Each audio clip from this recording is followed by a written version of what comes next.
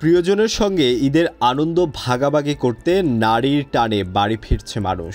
এতে মহাসড়কেও বাড়ছে যানবাহন ও যাত্রীর চাপ। তবে কোথাও যানজট না থাকায় নির্বিঘ্নেই বাড়ি ফিরছেন উত্তরের ঘরমুখ মানুষ। এদিকে দক্ষিণাঞ্চলের প্রবেশদ্বার মাওয়াতে ঈদে ঘরমুখ মানুষের ঢল নেমেছে।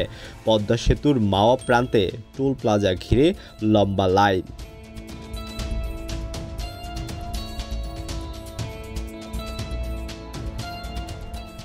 সকাল থেকেই উত্তরের প্রবেশদ্বার যমুনা সেতু পশ্চিম সংযোগ মহাসড়কে বাড়তে থাকে যানবাহনের চাপ। যাত্রীবাহী বাসের পাশাপাশি খোলা ট্রাক, ব্যক্তিগত যানবাহন ছাড়াও অনেক মোটরসাইকেলে করে বাড়ি ফিরতে দেখা যায়। এদিকে যানবাহনে অতিরিক্ত চাপ নিয়ন্ত্রণে মহাসড়কের গুরুত্বপূর্ণ পয়েন্টগুলোতে মোতায়েন করা হয়েছে অতিরিক্ত পুলিশ।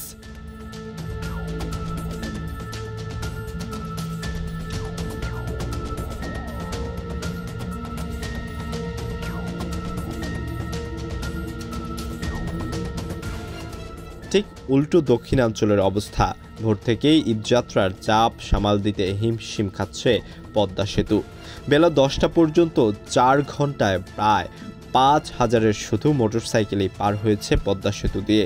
তাই মোটরসাইকেল একটি সংরক্ষিত লেনের স্থলে একটি অস্থায়ী লেনসহ 3টি লেন চালু করা হয়।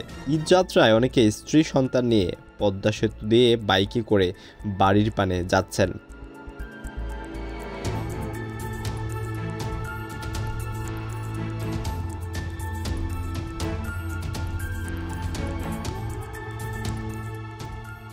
মাওয়া প্রান্তের চলন্ত গাড়ি থেকে টুল আদায়ের টিসিএস পাইলটিং ছাড়া বাকি 6টি লেনে প্রাইভেট কার, জিপ, মাইক্রোবাস, বাস, মিনিবাস সব ধরনের যানবাহনই সেতু পারাপার হচ্ছে।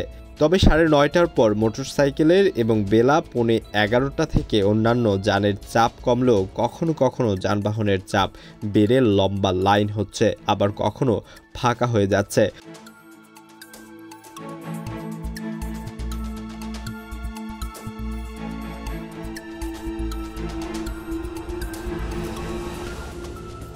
এদিকে ঈদযাত্রা নির্বিঘ্ন করতে আইনশৃঙ্খলা বাহিনী কাজ করছে। সেতুর 7টি পয়েন্টে কর্তৃপক্ষ নিরাপত্তা কর্মী মোতায়েন করেছে।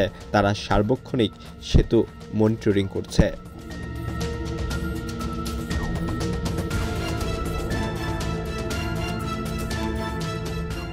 আলোয়ান খান, ঢাকা প্রকাশ।